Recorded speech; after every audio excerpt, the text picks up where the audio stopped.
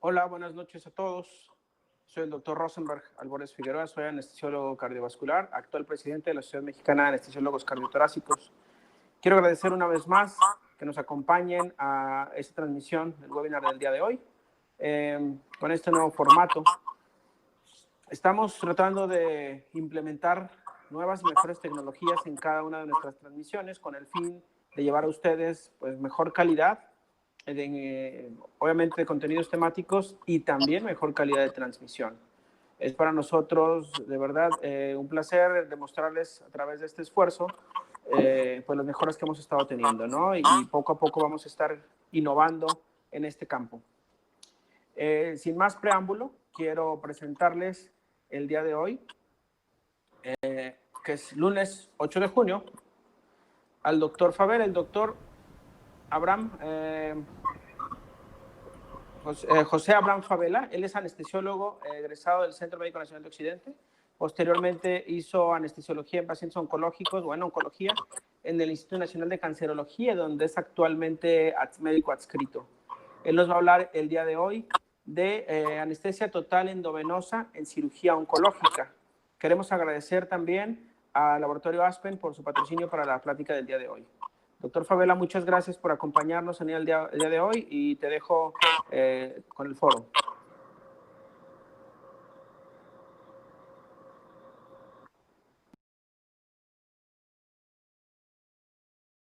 Soy adscrito al Instituto Nacional de Cancerología y quiero agradecer muchísimo la invitación a participar en este foro y también agradecer a todos aquellos que estén conectados para esta transmisión.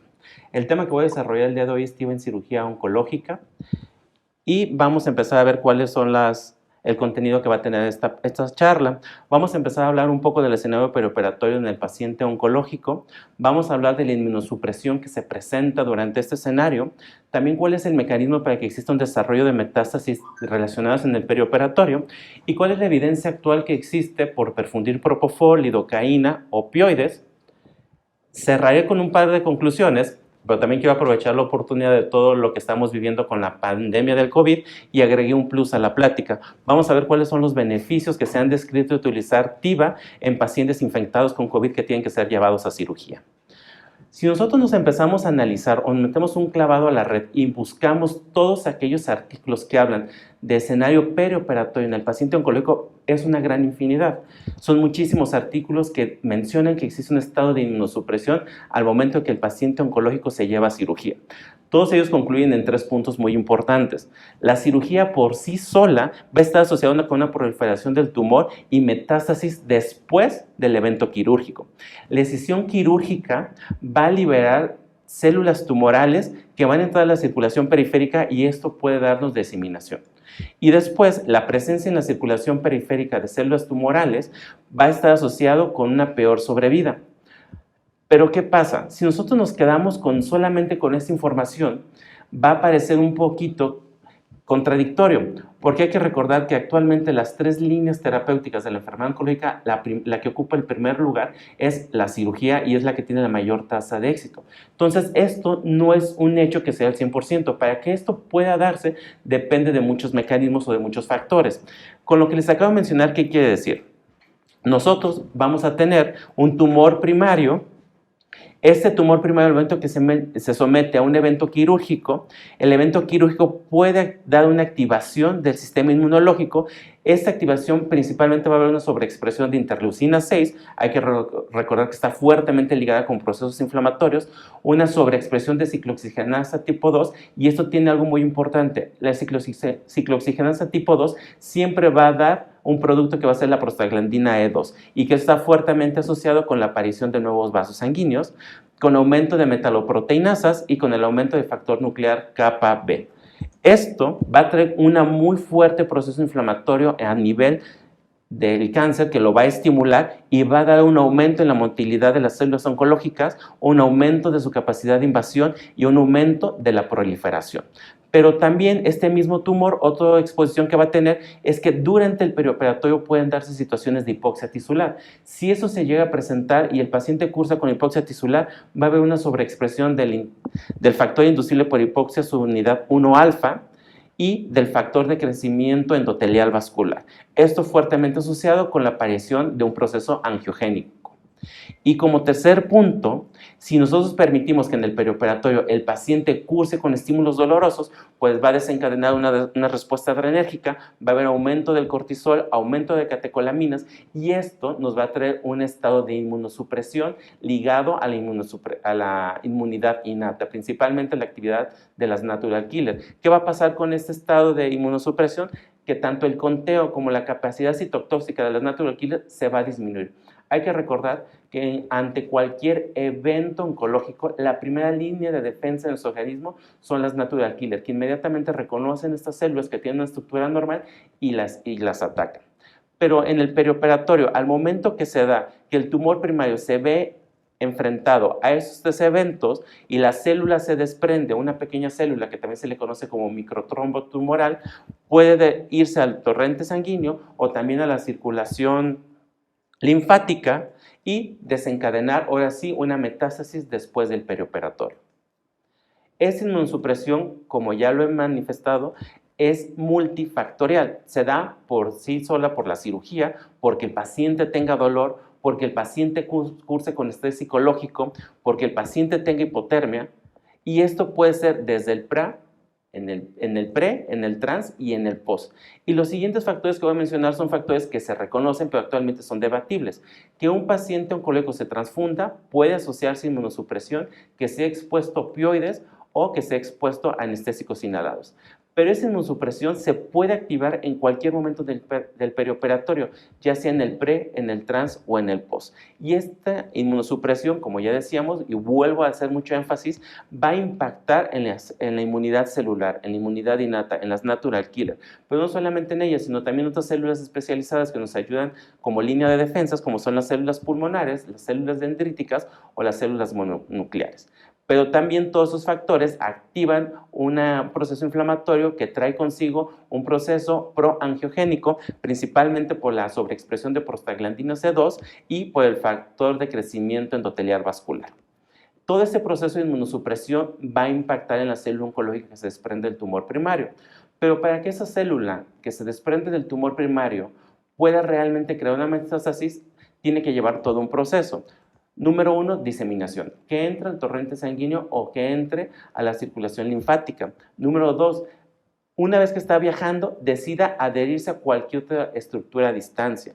Una vez que se haya adherido, tiene que empezar un crecimiento, tienen que replicarse esas células para que de ser una haya 2, después 4 y después 8. Y posteriormente esto alcanzará éxito una vez que ese crecimiento alcance la membrana basal y así empezar un proceso que se favorezca por la angiogénesis para que ese nuevo crecimiento tumoral tenga vasos que por sí solos la estén nutriendo. Bueno, entonces, ¿qué es lo que pasa en el escenario perioperatorio en el paciente oncológico? Va a haber una sobreexpresión de esas siguientes sustancias, del factor inducible por hipoxia, del factor de crecimiento similar a la insulina, del factor de crecimiento endotelial vascular, del factor de crecimiento epidérmico, y también va a aparecer la inmunosupresión de las natural killers. La combinación de la sobreexpresión de esos factores más la inmunosupresión de las natural killers nos van a traer consigo un pobre pronóstico, una progresión del ciclo celular de las células tumorales e inhibición de la apoptosis de las células tumorales. Bueno, y aquí es donde va a empezar la duda.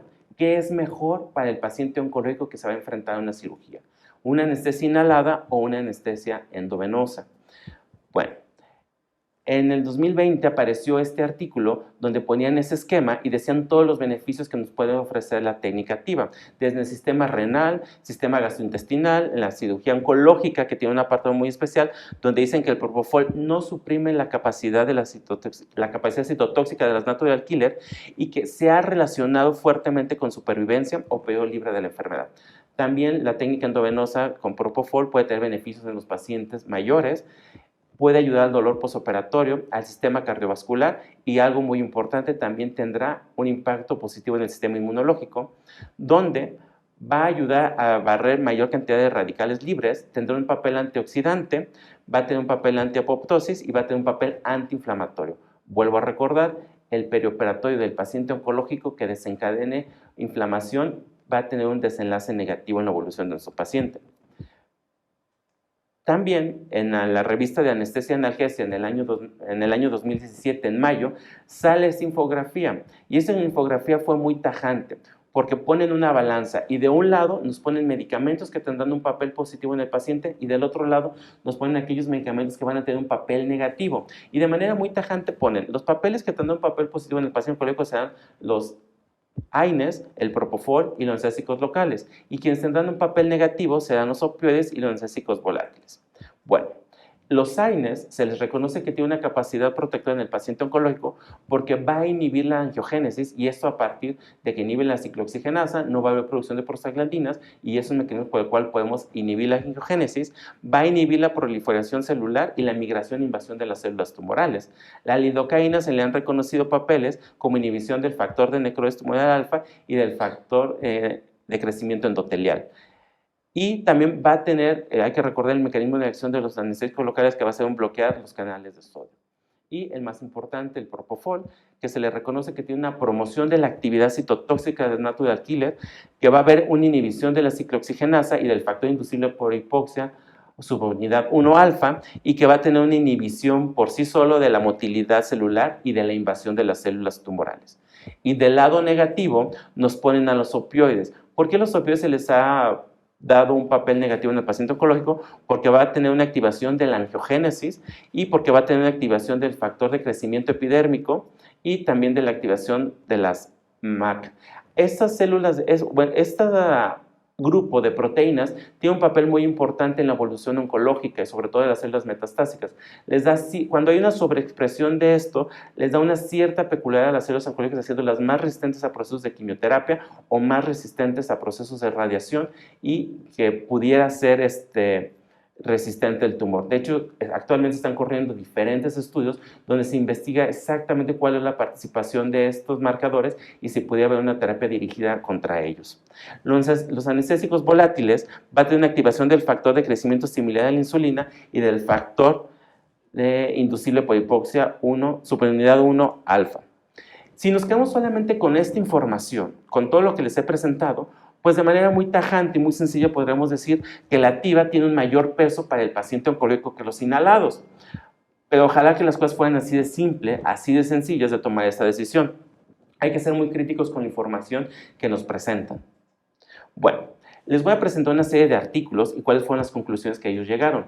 Este es el primer artículo más fuerte que hizo a muchos autores pensar que la activa era el gold estándar para el paciente oncológico. Y en este estudio ellos analizaron 2.833 pacientes, pero un dato muy interesante, el grupo que ellos juntaron eran pacientes que tenían cáncer de colon, cáncer de recto y cáncer de mama. De entrada, hay que observar esto, es un grupo heterogéneo de pacientes.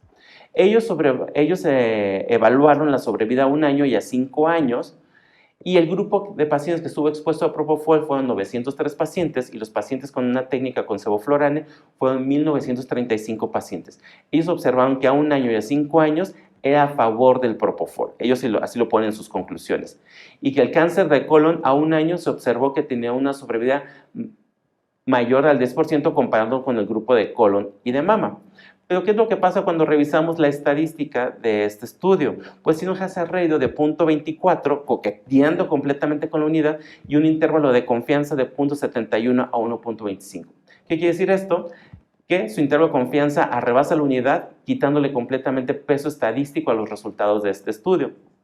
El siguiente estudio, que también fue muy fuerte para decir que la anestesia con propofol era beneficiosa para el paciente, es el siguiente.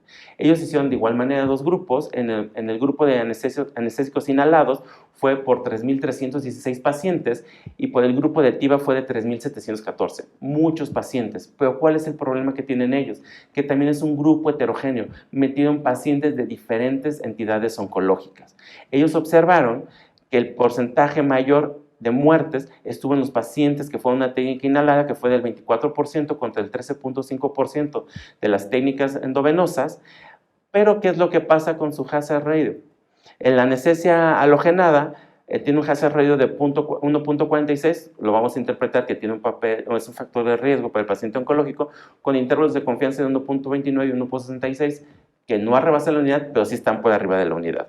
Y si nosotros revisamos sus curvas Kaplan-Meier de sobrevida a 4 años, observamos que la curva que pertenece a los pacientes con técnicas endovenosas sí es superior a los pacientes con técnicas inhaladas.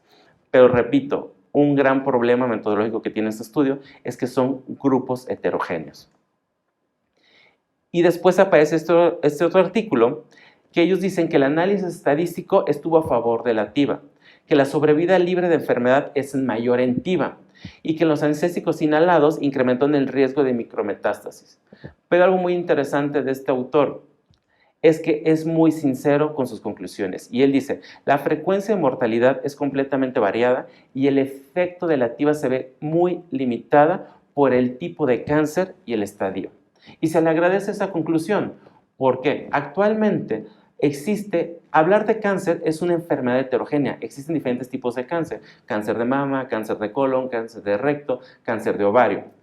Y cada una de esas entidades, a su vez, se subclasifica por estadios. Estadio 1, 2, 3, 4, y todavía pueden existir muchas subclasificaciones. Y dependiendo del tipo de cáncer y del estadio que se encuentra el paciente, va a ser la elección de tratamiento que va a necesitar. Entonces, nosotros, ¿cómo esperábamos que un grupo de pacientes heterogéneos respondan igual a un solo medicamento o una sola técnica? Entonces ese fue el error metodológico, gran error metodológico que tenían todos esos estudios. A raíz o a partir de que sale esta publicación, empiezan a correrse diferentes estudios y dicen, ok, vamos a tratar de hacer lo más homogéneo posible. Vamos a agarrar solamente pacientes que sean de cáncer de colon, puros pacientes que sean cáncer de mama, puros pacientes que sean de cáncer gástrico, y vamos ahora sí a tratar de ver cuál es el comportamiento. Bueno, para el año de enero del 2019 sale esta publicación en la revista Anesthesiology, donde ellos comparan cuál es el beneficio de una técnica endovenosa contra una técnica inhalada en pacientes con cáncer de mama. Ellos juntaron o reclutaron 7,678 pacientes, dividiéndolos en 2 grupos. En cada grupo quedó un total de 1,766 pacientes. Y sus resultados fueron completamente similares.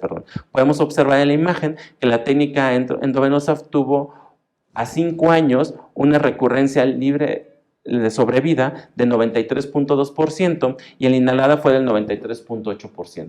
Discretamente superior a los anestésicos inhalados sobre el propofol. Y ellos concluyen en ese artículo diciendo, no hay asociación entre el tipo de anestesia usada y pronóstico a largo tiempo entre pacientes que sufren cáncer de mama, y la selección de TIVA y de inhalada debe considerarse en base a otros factores. Entonces, vamos concretando algo. En los pacientes que tienen cáncer de mama, hasta ahorita no se ha habido ninguna diferencia entre darle una técnica endovenosa o darle una técnica inhalada. Pero ¿qué es lo que pasa con otros tipos de enfermedades oncológicas? En este artículo, en los pacientes que les tenían cáncer de colon y quedan también expuestos un grupo a técnicas inhaladas y otro grupo a técnicas endovenosas, donde 579 pacientes formaban cada grupo, observamos que los pacientes que están en el grupo de técnicas endovenosas registraron 87 muertes, que es el 15%, contra el 32.6% de las técnicas inhaladas. La TIVA, ellos concluyeron que en aquellos pacientes que tenían un tumor pequeño, tienen un hazard ratio de 0.22 con un intervalo de confianza de 0.11 a 0.42. O sea, estadísticamente, si son fuertes estos resultados. Aquellos pacientes que tenían un tumor en colon que se consideraba grande, con un hazard ratio de 0.42, igual un intervalo de confianza por abajo de la unidad. Y los pacientes que eran llevados a cirugía por cáncer de colon, pero que al momento que eran llevados a cirugía, que ya contaban con metástasis, el intervalo de confianza, el hazard ratio fue de 0.67, y de igual manera el intervalo de confianza por abajo de la unidad. Y los pacientes que no tenían metástasis, de igual manera, con un hazard ratio de 0.08 y con el intervalo de confianza por abajo de la unidad. Si nosotros revisamos sus curvas de Kaplan-Meier, a 10 años de seguimiento, observamos que la línea negra, que son los pacientes que estuvieron con propofol, alcanzaron una mayor sobrevida contra los pacientes que fueron expuestos a desfloran. Entonces, para concretar otro punto, la evidencia nos dice que los pacientes que sufren de enfermedad, un cáncer de colon, y que van a ser llevados a cirugía, parece ser que sí tienen una mayor protección en darles una técnica endovenosa con propofol a darles una técnica con halogenado. Si revisamos las curvas Kaplan-Meier de este mismo artículo, donde hacen la diferencia de si tenían un estadio temprano o un estadio avanzado, de igual manera. Entonces, los grupos se vieron que los pacientes que eran expuestos con propofol, independientemente del estadio, alcanzaban mayor sobrevida a aquellos pacientes que eran expuestos a una técnica halogenada. También, ¿qué pasa con los pacientes que tienen cáncer de esófago? El grupo de TIVA se conformó de 731 pacientes, la técnica inhalada de 191 pacientes, y ellos encontraron que las técnicas inhaladas tuvieron un hazard ratio de 1.58, arriba de la unidad, eso se considera que sería un factor de riesgo, con un intervalo de confianza de 1.24 y 2.01.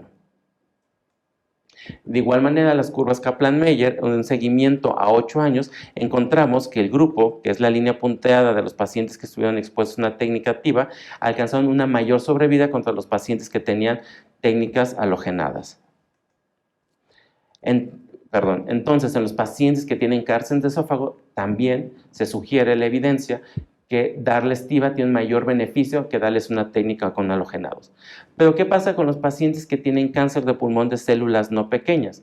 El análisis final que hicieron esos autores entre TIVA y anestéticos volátiles no reveló diferencias significativas. Las curvas Kaplan-Meier de seguimiento realmente fueron curvas que se empalmaron, siempre estuvieron parejas durante todo el seguimiento.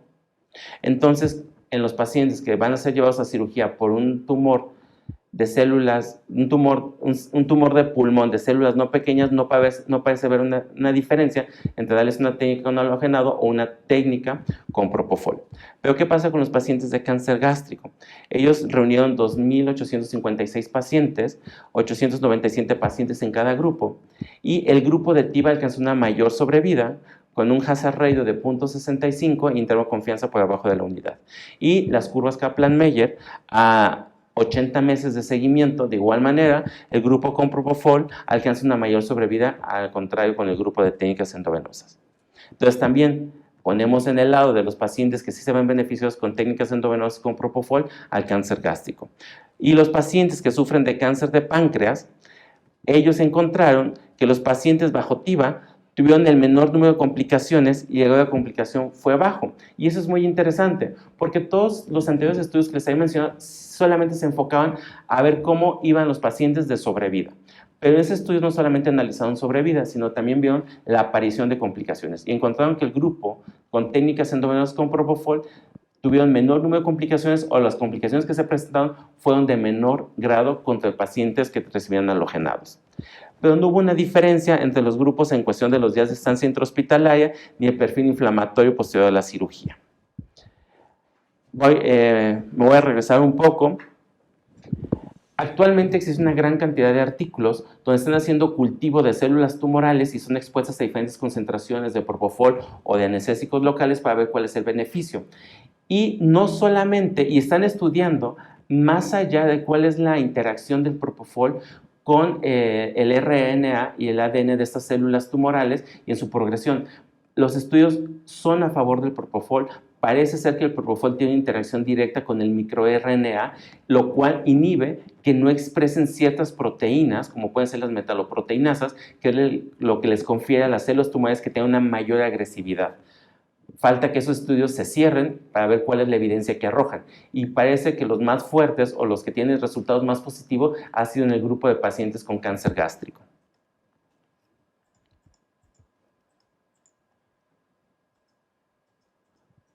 Bueno, en los pacientes que tienen un cáncer de hígado y que son llevados a una hepatectomía, encontramos que en el estudio fueron 335 pacientes por grupo. Fue un estudio retrospectivo, en un solo centro se dio una vigilancia, se recabaron 10 años, y ellos encontraron que los pacientes que habían sido expuestos a una técnica endovenosa con propofol alcanzó una mejor sobrevida con hazard ratio de 0.47 e intervalos de confianza por abajo de la unidad.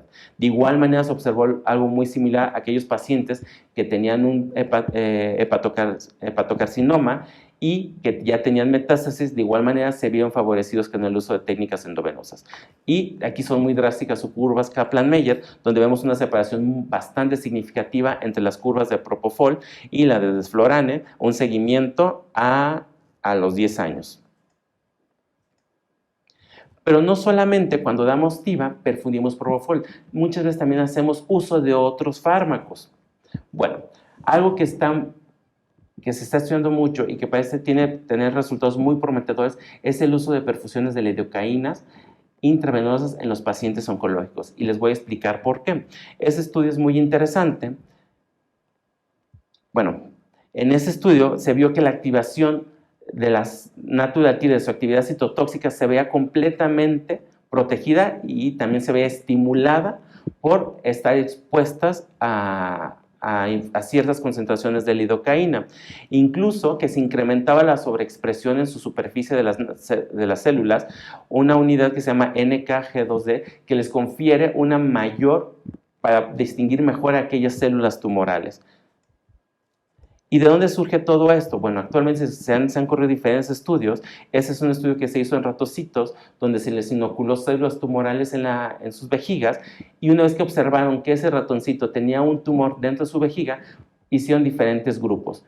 Hicieron principalmente 2 grupos, donde uno se le dio mitomicina C con lidocaína y otro grupo se le dio pirarubicina más lidocaína.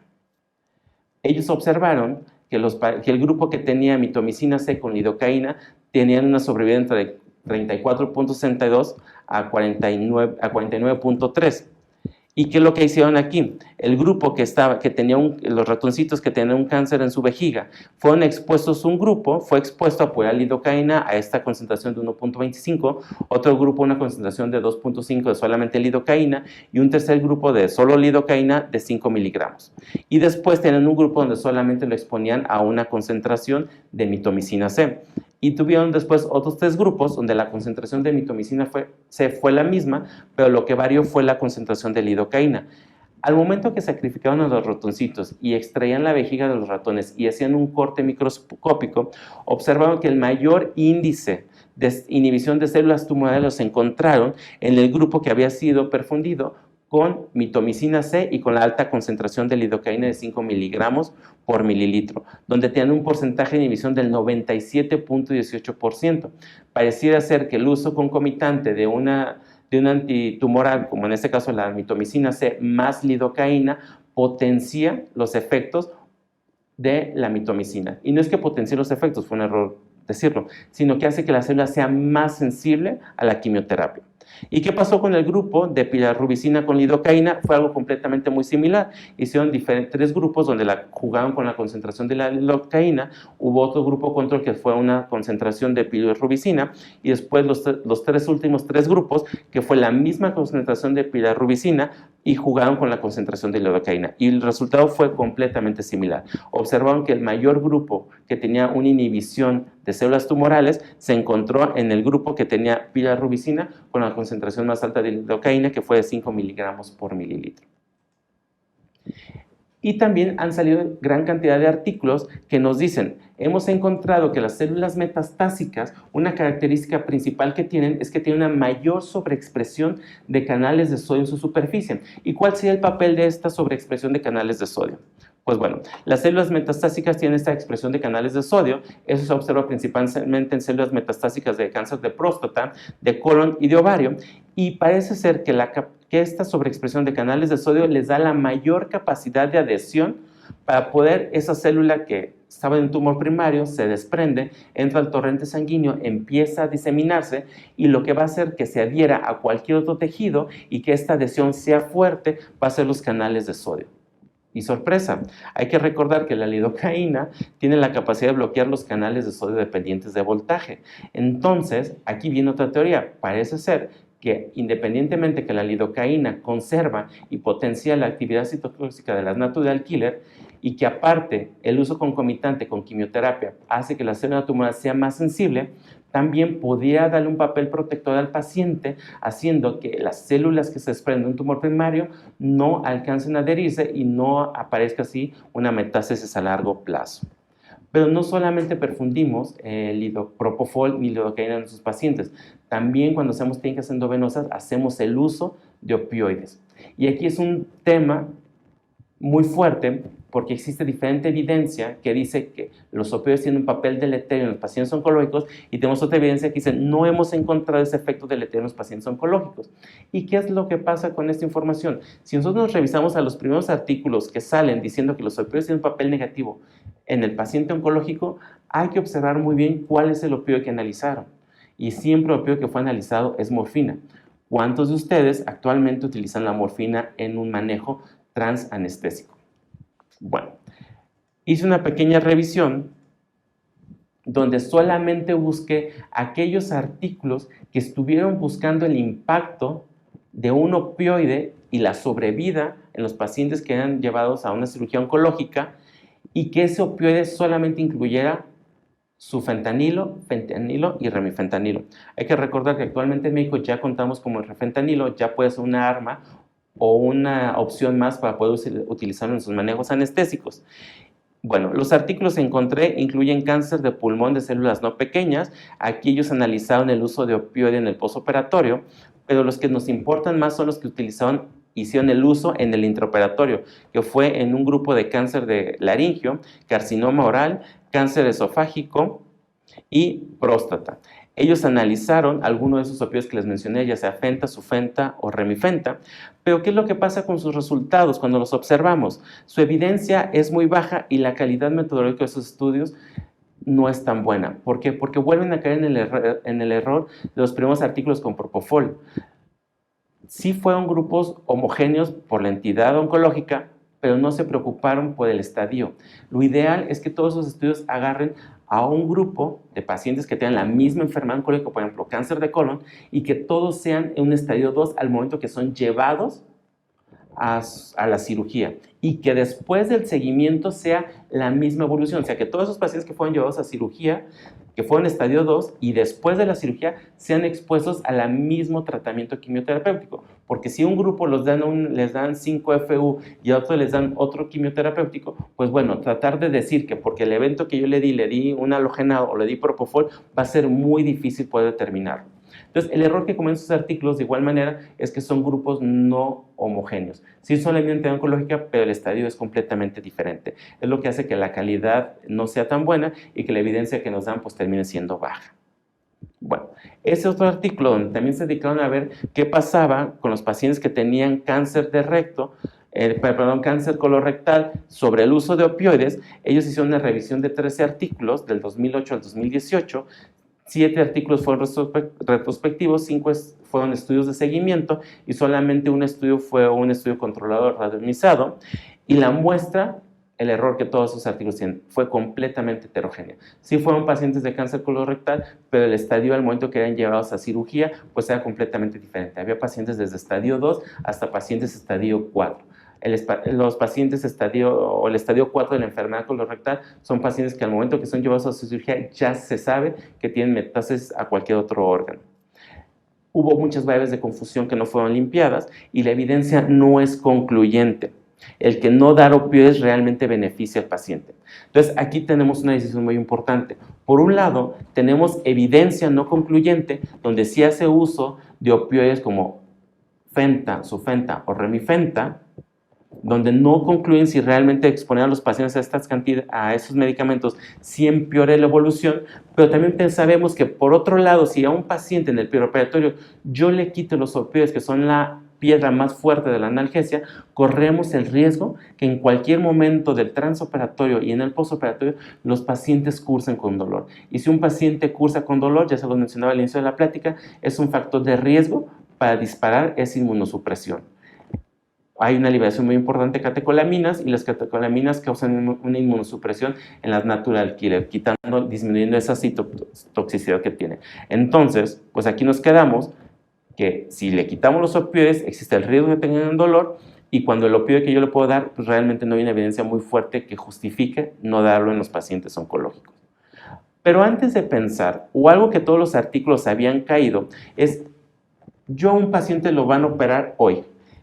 Para poder haber la sobrevida tendrán que pasar 5 años. Cuando el paciente lo operaron y lo expusimos a una técnica, de ahí a 5 años pueden pasar muchas cosas que pueden modificar lo que yo he hecho en el transoperatorio. Algo que se está pretendiendo hacer actualmente es, ok, el paciente oncológico lo operaron, ¿qué pasa en el postoperatorio inmediato? Y nace un nuevo concepto que se llama RIOT, que es el regreso a las terapias oncológicas deseadas.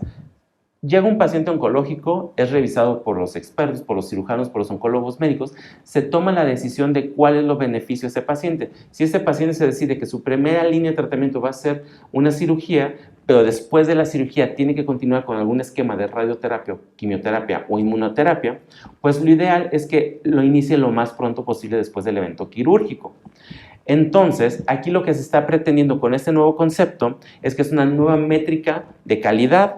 Solamente va a evaluar la cirugía y la anestesia y tiene dos componentes que te dice, el paciente lo operaste, después de su cirugía el paciente pudo continuar su terapia oncológica deseada, llámese quimioterapia, llámese radioterapia, sí o no. Si no la pudo continuar fue porque algo pasó en ese escenario preoperatorio que complicó al paciente y lo hizo ya no candidato a continuar con su terapia. Desde que el paciente pudiera haber caído en paro, que pudiera tener una lesión renal aguda que no se resolvió y que esta se cronificó y que el paciente ya no lo hiciera candidato a un tratamiento quimioterapéutico. O el otro brazo, que si el paciente sí pudo continuar su terapia, hay que medir cuánto tiempo pasó de la cirugía a que el paciente pudiera iniciar su terapia. Hay que recordar que mientras más pronto puede iniciar el paciente su terapia, mayor tasa de éxito vamos a tener. Pero si un paciente lo operamos el día de hoy, pero el paciente en el posoperatorio se complicó porque hubo dehiscencia de la anastomosis y esto hizo que fugara, hubo fuga intestinal y eso hizo que hiciera una sepsis abdominal y el paciente tuvo que volver siendo intervenido otra vez, pues el paciente a lo mejor a los 28 días después de su cirugía no puede iniciar todavía tratamiento y tendrán que haber pasado 2 o hasta 3 meses. Entonces sabemos que este paciente que sí inició tratamiento pero que se retrasó hasta 3 meses, pues a lo mejor la tasa de éxito ya disminuyó. Entonces este concepto lo que pretende hacer es, ok, si el paciente no pudo continuar con su tratamiento deseado o se pasó mucho tiempo en un escenario preoperatorio o fue porque la cirugía falló o porque el manejo que yo le di hizo que el paciente se complicara. Y poco a poco han empezado a aparecer artículos donde confrontan, ok, yo tengo un paciente con cáncer de colon que va a ser llevado a cirugía y a uno le di técnica endovenosa y a otro le di una técnica inhalada, ¿qué grupo se complica menos? Y empiezan a aparecer poco a poco artículos donde empiezan a observar cuál es cada uno de esos grupos, cuál tiene la mayor cantidad de complicaciones desde cardiovasculares, respiratorias, neurológicas, infecciosas, gastrointestinales, renales, hematológicas o multisistémicas, incluso se registra también la muerte. Y discretamente se empieza a observar que aquellos pacientes que pertenecían al brazo o al grupo que eran expuestos a una técnica endovenosa con propofol tenían la menor cantidad de complicaciones, haciendo que el paciente tuviera una recuperación favorable y pudiera darse de alta en tiempo y forma y que al cabo de a lo mejor de 28 días el paciente ya fuera candidato a poder iniciar su terapia. También hay que recordar que si esos pacientes nosotros los queremos manejar bajo un escenario de protocolo ERAS nos sugiere que la técnica que más se podría beneficiar el paciente oncológico pudiera ser una técnica endovenosa con propofol. No contraindica completamente la técnica halogenados, pero simplemente la evidencia nos sugiere que lo mejor o la mejor decisión sea llevarla a una técnica con propofol. Como un par de conclusiones, observamos con todo lo que les mostré que los anestéticos volátiles incrementan el factor inducible por hipoxia, subunidad 1, que se va a estar fuertemente ligado con la aparición de procesos angiogénicos y también va a incrementar el metabolismo del cáncer hacia la proliferación. El propofol, uno de los papeles protectores que se le ha visto es que protege contra la inmunidad innata, contra las natural killer y bloquea el incremento del factor inducible por hipoxia. Y la TIVA, hasta ahorita la evidencia que tenemos, parece ser que sí tiene un papel protector solamente en cáncer gástrico, en cáncer de colon, en cáncer de esófago y en cáncer de hígado. A excepción de células de cáncer de pulmón, de células no pequeñas y de cáncer de mama, no se ha visto que hay un beneficio entre darle propofol o darle una técnica inhalada. Y otros tipos de grupos de cáncer no se han analizado todavía. También la lidocaína tiene un papel muy importante, ya que por su mecanismo de acción va a ayudar a inhibir los canales de sodio, que es algo que va a sobreexpresar fuertemente las células metastásicas y que también va a inhibir el factor de crecimiento epidérmico que le confiere una mayor agresividad a las células metastásicas. Y la evidencia sugiere que va a tener un papel protector. De hecho, actualmente se están corriendo 2 ensayos clínicos donde a los pacientes cuando van a recibir su quimioterapia, aparte de darles el esquema que se haya planificado, también se les da una infusión de lidocaína. Y también hay otros estudios que se ha hecho de se trata de determinar cuál sería la dosis ideal para los pacientes oncológicos para ayudar una técnica de quimioterapia. Los opioides, hasta ahorita la evidencia que tenemos es insuficiente y lo que se sugiere es que hay que disminuir la administración, no quitarlas completamente de un marco o de un esquema de anestesia endovenosa, pero sí a usar técnicas ahorradoras de opioides, tratar de hacer técnicas combinadas donde el paciente se beneficie de una técnica regional y que eso nos va a ayudar a que sus requerimientos de opioides sean menores, o puede hacer uso de lidocaína, como ya lo mencionaba, o también el uso de dexmedetomidina, que puede ayudarnos a que los requerimientos de un opioide sean mucho menores. Se sugiere que la técnica ideal en los pacientes oncológicos sea la técnica total endovenosa con propofol más lidocaína. Pero algo muy importante que hay que recordar es que esperemos que en un futuro esta técnica anestésica pueda ser completamente personalizada, acorde al tipo de entidad oncológica que tenga nuestro paciente y acorde al estadio en el que se encuentre. Bueno, y como prometí también al inicio de la plática, ahorita con todo lo que estamos viviendo con esta pandemia del COVID-19, pues no es bastante común que nos lleguen a quirófano pacientes sabiendo que en ese momento están infectados por COVID-19 y que necesitan ser llevados a cirugía. Bueno, ¿qué es lo que se ha visto o qué es lo que se ha reportado o qué es lo que se sugiere ante darles una técnica endovenosa a los pacientes que tienen COVID-19? Por un lado, podemos observar que puede haber una reducción del daño renal en esos pacientes y que el daño renal agudo en el posoperatorio es un 30% menor a comparación a aquellos pacientes que tenían técnicas halogenadas. Incluso eso se ha visto más en los pacientes de terapia intensiva que están dormidos o que la sedación se está dando a base de propofol, que el daño o el requerimiento de soporte renal es menor a comparación de aquellos pacientes que tienen una sedación que es por otro tipo de medicamentos. También observamos que el paciente se va a ver beneficiado por una reducción en la aparición de delirium, de disfunción cognitiva, agitación y la presencia de náuseas y vómitos en el posoperatorio. Hay que recordar que en ese escenario la volatilización o que el paciente esté tosiendo, pues es un mecanismo por el cual puede estar contaminando su ambiente. No solamente la tos, que un paciente con COVID que tenga el esfuerzo por estar vomitando, pues también al momento que viene esa arcada, también puede contaminar el ambiente. El beneficio de dar propofol a los pacientes es que los protege, pero hay que recordar, por sí solo, el propofol, solamente el marco o esa protección va a durar 6 horas después de la exposición. Una vez que se termine la cirugía, la protección contra náuseas y vómito del propofol solamente será hasta 6 horas. Esos pacientes tienen que continuar con alguna otra terapia antiemética si es que son candidatos. También hay que recordar que el propofol va a tener un papel antioxidante y va a barrer los radicales libres, que el uso de propofol va a disminuir la contaminación en el área de trabajo. Y esto se ha asociado que los pacientes que fueron expuestos con técnicas endovenosas con propofol, al momento de que extuban, tosen menos a comparación de aquellos pacientes que fueron expuestos con una técnica inhalada. Entonces, un paciente que tosa menos al momento de la extubación, pues va a ser un paciente que va a contaminar menos nuestro ambiente. Va a disminuir la generación de aerosoles por el simple hecho que disminuye la tos.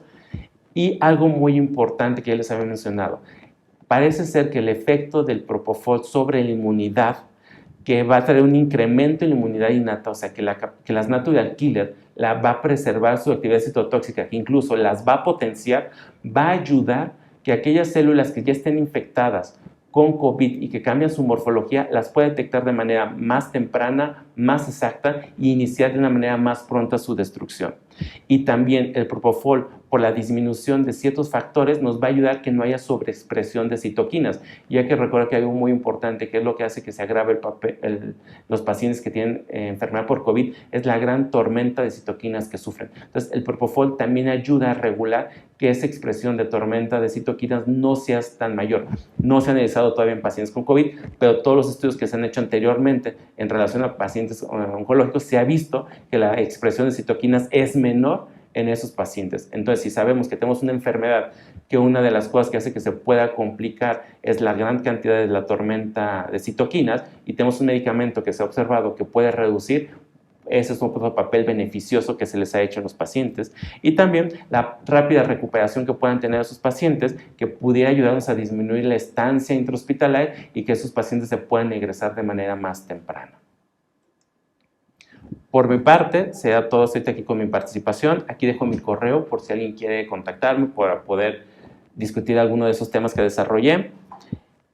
Y agradezco la atención.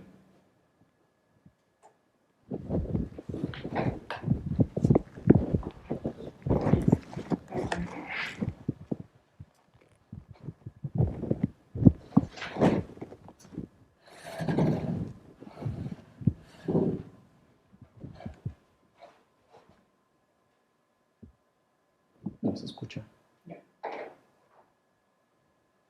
Ya podemos comenzar.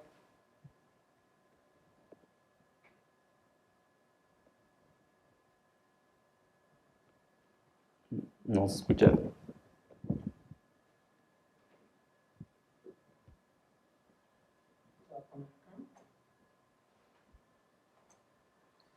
Doctor Favela, muchísimas gracias. No, de nada. Su increíble participación. De verdad es impresionante todos los avances farmacológicos a los cuales hemos llegado a conocer, y que bueno, el anestesiólogo a fin de cuentas debe de ser un excelente y perfecto farmacólogo con el fin de buscar la mejor estrategia para el manejo de nuestros pacientes, ¿no? De verdad que la técnica de anestesia total endovenosa no es más que la representación fiel del profundo conocimiento farmacológico que nosotros debemos de tener establecido o implementado para nuestros pacientes, ¿no? De acuerdo a la fisiopatología de cada uno de los pacientes, y siempre pues va a ser todo un tema innovador y muy interesante para poder aplicarlo en todos ellos, ¿no? De verdad que resulta por demás interesante, impresionante todos los avances que pueden ser utilizados en este contexto específico de la cirugía oncológica, y claro, los que se pueden traspolar a la disminución de la expresión de citocinas, como en el caso del COVID, como usted manifestaba al final. Vamos a dar paso en este momento a la sesión de preguntas y respuestas. Ya tenemos algunas aquí del público, si me hace favor. Pregunta César, ¿cuál es la función renal que se debe de tener o de buscar para usar una infusión con lidocaína? Idealmente los pacientes no tienen que estar en un estadio 4 de la clasificación CADIGO, que va muy en relación, que es el 30% de la tasa de filtración. Hay que recordar que también las dosis recomendadas de perfusión de lidocaína intravenosa va desde el 2 hasta 5 miligramos por kilogramo hora. Estas dosis hasta ahorita no se ha documentado que tengan un efecto deleterio en nuestros pacientes. Perfecto. Ahí mismo se contesta otra pregunta, muchas gracias, de la doctora Laura Madrid, donde decía que la lidocaína en infusión o dosis en bolo al inicio de la inducción anestésica, que señala la evidencia encontrada. Yo creo que, bueno, se responde, no sé si quiera profundizar más en sí, me gustaría profundizar un poco en este punto. Los bolos de lidocaína se ha visto que no tuvieran el papel protector en los pacientes oncológicos. Tendría que ser una infusión constante. De hecho, hay un estudio de farmacología que se está corriendo que pretende buscar esa dosis beneficiosa del paciente oncológico. Parece ser que tendrían que ser concentraciones de 5 miligramos kilogramo hora de lidocaína, y que esa tendría que estar por mayor de 12 horas para que realmente el paciente tenga este beneficio. Ok, muchísimas gracias. La doctora Aide Martínez pregunta que si estos estudios pueden traspolarse a la población pediátrica, es decir, la farmacología y los avances farmacológicos se pueden traspolar a la población pediátrica oncológica. Sí, realmente sí. Gracias. El doctor David González dice, excelente ponencia. ¿Qué consideraciones tiene para el uso de la dexmedetomidina y el sulfato de magnesio en la anestesia para cirugía oncológica? Ambos medicamentos son buena elección para el paciente oncológico. Una característica del paciente oncológico, independientemente de la enfermedad oncológica, es que siempre va a haber depleción del magnesio. Hay que recordar que los niveles ideales séricos del magnesio para que tenga un adecuado desarrollo en todos los ciclos biológicos que interviene, tendría que ser de 2. Y muchos pacientes al momento de llegar a quirófano está por abajo de 2, 1.6, 1.7. Idealmente, cuando el paciente llegue, sí hay que pasarle una carga de magnesio para que se beneficie y estarlo respondiendo constantemente. Hay que recordar que los pacientes todavía tenemos la mala costumbre de que nos llegan de un ayuno prolongado y después de su evento quirúrgico los vamos a dejar más en ayuno. Entonces siempre tenemos que estar reponiendo sus necesidades basales de magnesio. Por ejemplo, si es un tumor gastrointestinal, una de las principales complicaciones en el posoperatorio es que los pacientes cursen con... Se me fue el término. El intestino no se moviliza adecuadamente. Una de esas circunstancias es porque el paciente tenga depletados los electrolitos. Entonces, sí es importante que en el perioperatorio el paciente reciba dosis de magnesio para poder mantener ese 2 y que en el postoperatorio se esté vigilando. La dexmedetomidina tiene un papel muy importante porque nos va a ayudar por mucho a ahorrar la cantidad de opioides que le voy a exponer al paciente.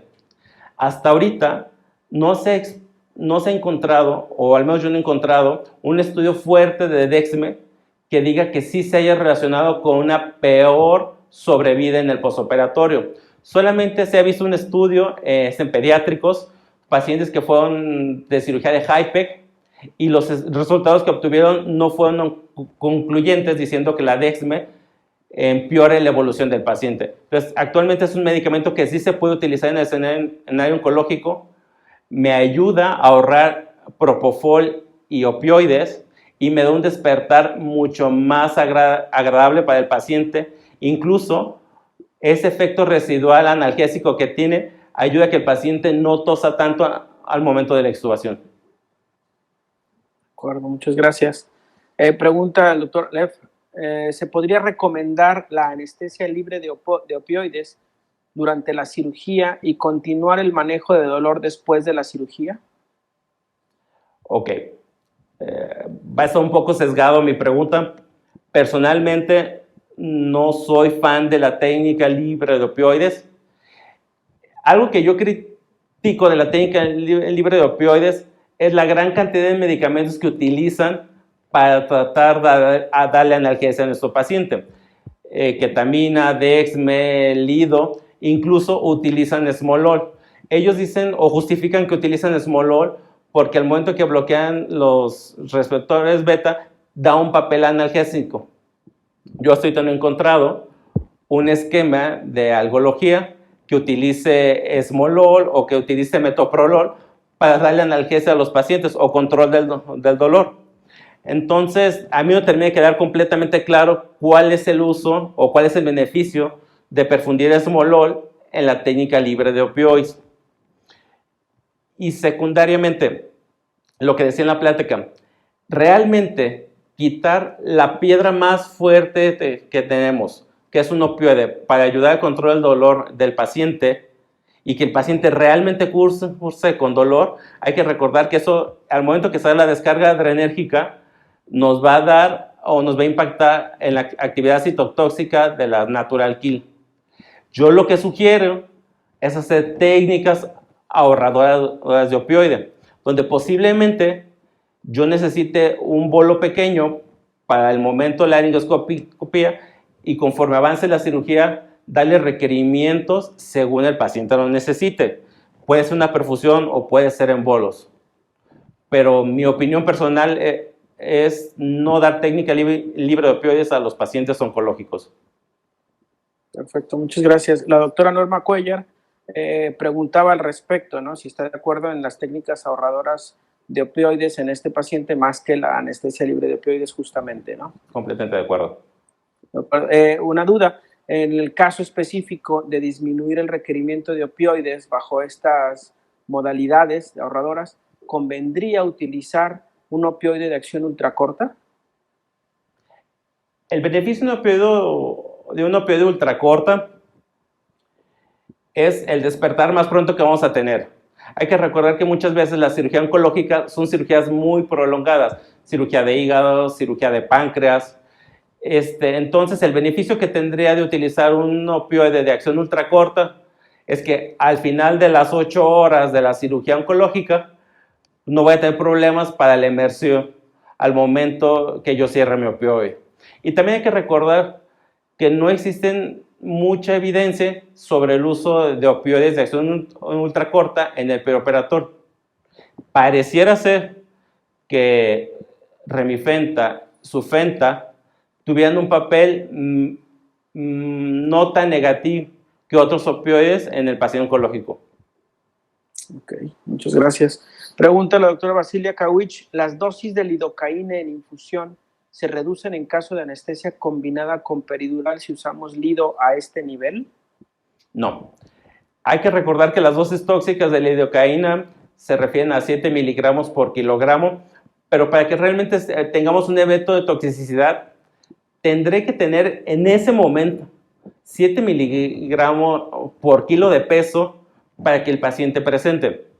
Si yo hago una perfusión de lidocaína a 2 miligramos kilogramo hora y aparte le pongo un peridural y aún así decido estarlo perfundiendo en el peridural, en el transoperatorio, nunca alcanzaré concentraciones tóxicas de la lidocaína.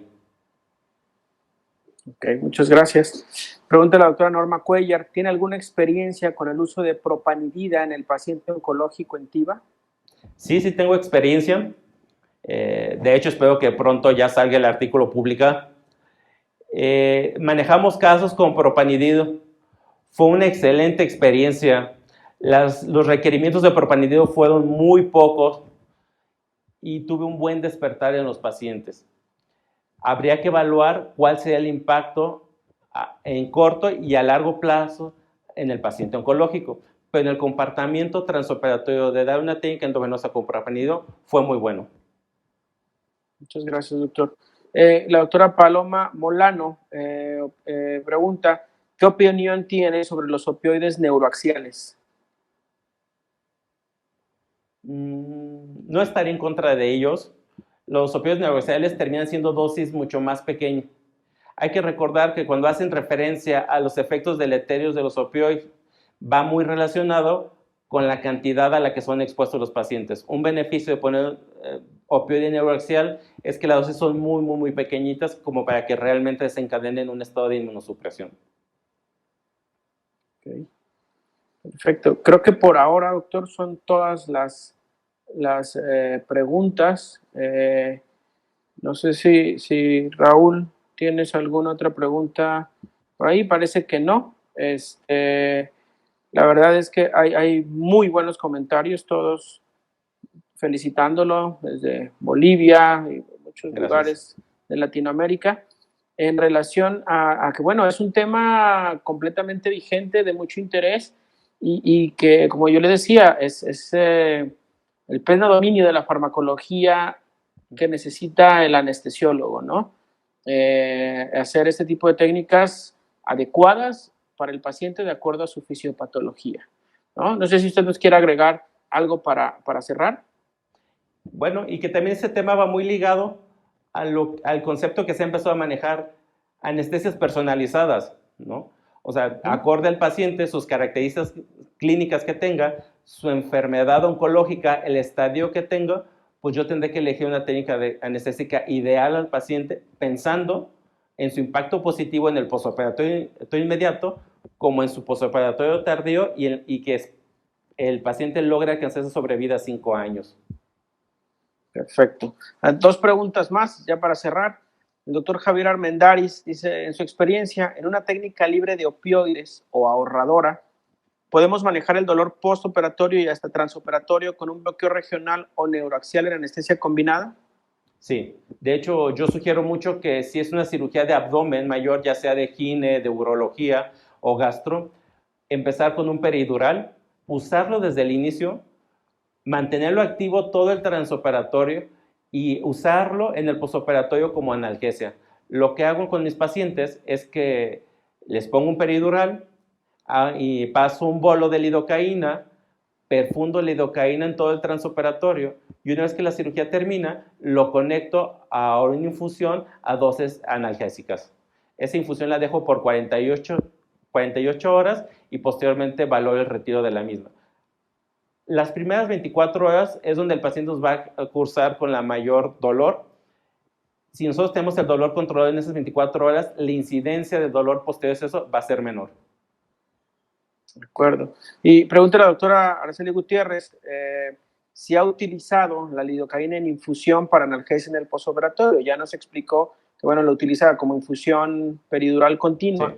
¿Como infusión endovenosa se ha utilizado? Sí lo he utilizado endovenosa. No es una primera línea que yo tenga porque en piso, pues, yo no voy a estar vigilando esa infusión. La llego a utilizar cuando los pacientes, por algún motivo, no se pudo beneficiar de una técnica neuroaxial y como trato de que los pacientes no les pongan algún opioide en el postoperatorio, digo, no estoy peleado con ellos. Si el paciente tiene dolor y es lo que tengo a la mano, los usaré, pero trato de, antes de llegar a ellos, potenciar alguna otra técnica. Y infusiones de lidocaínas sí ayuda a disminuir los requerimientos o a tener mejor control de dolor. El escenario donde he visto que más se benefician los pacientes son en cirugía de tórax, donde el dolor postoperatorio, pese a ellos puesto un peridural, va a ser un poquito más complejo por la inervación de toda esta área. Entonces, sí hemos utilizado una técnica neuroaxial como el peridural y más aparte en el postoperatorio dejar una infusión de lidocaína con buenos resultados y con mejor control de dolor que dejar un peridural solo.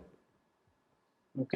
Y, por ejemplo, hablando de, bueno, menciona la doctora Araceli Gutiérrez que ella la ha utilizado infusión endovenosa en dosis de 20-50 microgramos por kilo por hora y que es de utilidad, ¿no?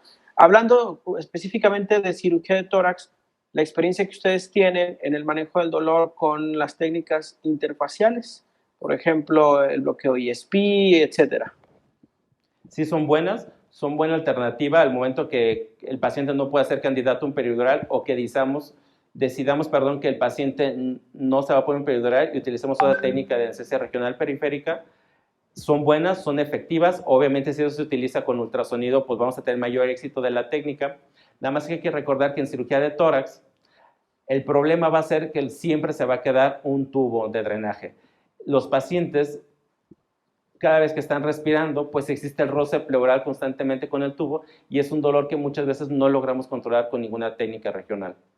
Y a veces tenemos que hacer uso de una técnica endovenosa para poder potenciar el manejo del dolor y tener mayor éxito del dolor. De acuerdo. Pues, doctor Abraham Favela, muchísimas gracias de verdad por su participación. Ha sido un webinar brillante. Estamos muy agradecidos con usted por su disposición. Gracias. Y haber resuelto todas las dudas que se generaron, que fueron bastantes. Muchísimas gracias una vez más.